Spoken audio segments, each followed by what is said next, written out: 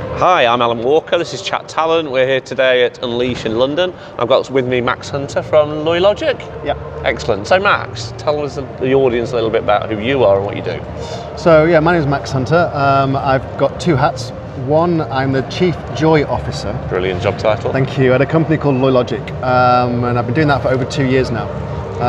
And that's all about making the workplace a place where people can feel fully motivated. Okay, yeah. That they wake up on a Monday morning and say, great, I can go back to work now. Okay, awesome. Right? Which is obviously more than your beanbags and your gym memberships. Yeah, yeah. And now I take that experience and half my time I help other companies to achieve the same thing as well. Okay, excellent. And why are you here today at Unleash? Yeah, so I did a presentation this morning. I did a talk on the wellbeing and engagement stage, all about the journey that we've been on at Loylogic as Chief Joy Officer. And of course to get more inspiration from others and to really share everyone's experiences in this space. Okay, what have you seen in terms of speakers? Have you been to any of the sessions? Yeah, I'm actually moderating the wellbeing and engagement stage. Yeah. And some really interesting stuff. One of the themes that comes across is putting trust in the people. Okay. So there's this real backlash now against rules and policies, especially with the next kind of generation that's coming through. They don't accept rules and policies, and actually they don't work, right? It just makes people less trusting, actually boxes them in more. So I've had a couple of talks that really focus on putting the trust in the people to do the right thing, to create tools and spaces that they can fill. Yeah. And that really resonates with me. Okay, excellent. And anything else you're looking forward to, either tomorrow or, I think we're actually finished for the day, aren't we, in terms of speaking? So anything tomorrow that you're looking forward to seeing? Anything in particular? There's a lot around in the startup space I find really interesting. Yes, absolutely. Because fascinating stuff. Startups, in terms of motivation, I think the reason people want to get into startups is because they have that sense of autonomy, that sense of recognition, that sense of growing and achieving stuff, and that they belong. Yeah. And they're the keys to motivation. I talked about that in my talk, and I think startups are really interesting in that space. And I'm really passionate. I want to hear some more talks tomorrow about as a startup becomes big or bigger, right? And they lose that startup mentality of it's just a bunch of guys all getting stuck in. To all of a sudden, what next? Yeah, exactly. Is it managers? Is it command and control? Yeah. But how do we take that pivotal moment and really turn it into a true culture of motivation? So what if you were going into a reasonably large organisation that's been around for years, and they were having problems with engagement, and that was clearly there. They'd done some research maybe, and it was showing it was low. Where would you start with that kind of situation? So I've developed a methodology which I call it the roots and fruits. Nice. Which is all about the motivation of the people in the organisation. And I've got a survey created with a behavioural economist that asks the right questions so that we can get a picture of what's it like to work here. Yeah. And then I take the results of that, and in a workshop with the exec or the board, I really help them to understand what's it really like to work here. Yeah. Because up there, you typically have no real view of what it's like down here. And then create with them the ideas and the initiatives from the experience that I've had. Say these things could help your organisation. Yeah. Because if your kind of problem is X, I've done that before, and here's solution Y. Okay. But then the key, and this is the real key, is how to make it stick. Because ideas and initiatives to say we should all be more innovative. Yeah, exactly. So then it's how do you win hearts and minds? Yeah. And my biggest experience is you can win minds all you want, but very little changes. You've got to combine the heart. You've got to combine that people want to do it. Yeah. And so you move away from the yes, that sounds logical and it sounds like the right thing to do, to some people feeling passionate about it. Correct. And feeling embedded in it and engaged by it. Okay. Exactly. So and one of those elements is to bring a bit of gamification to it, a bit of fun. Yeah. To kickstart it.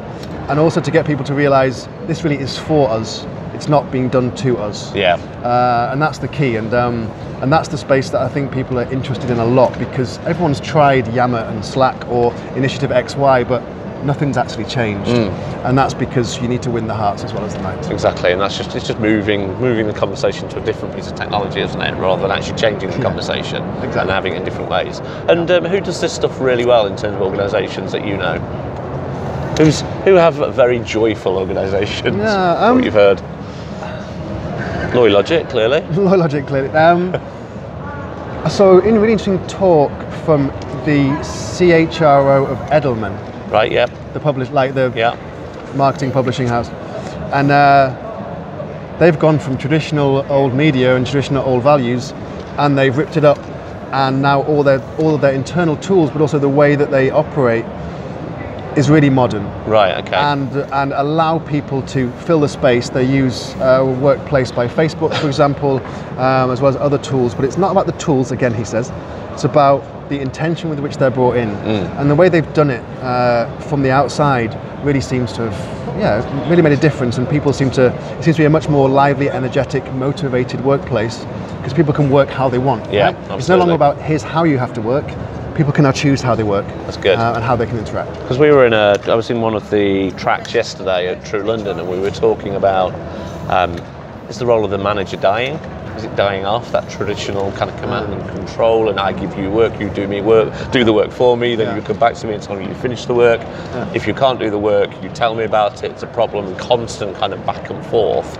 That certainly the kind of generation before me just feel very frustrated by that. They want to kind of be left to crack on. They don't want this overseer type person. What are your thoughts around that? Do you think that role is changing, the role of the manager? I hope to God, yes. Yeah.